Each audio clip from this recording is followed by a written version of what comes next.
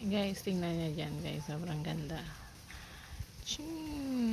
Oh, ganito pala dito kapag umuulan. Ganda no, kasi parang may usok galing sa ulap.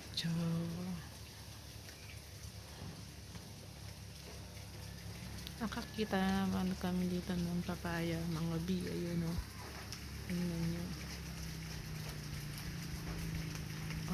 Zoom pa natin yan para naman makita nyo.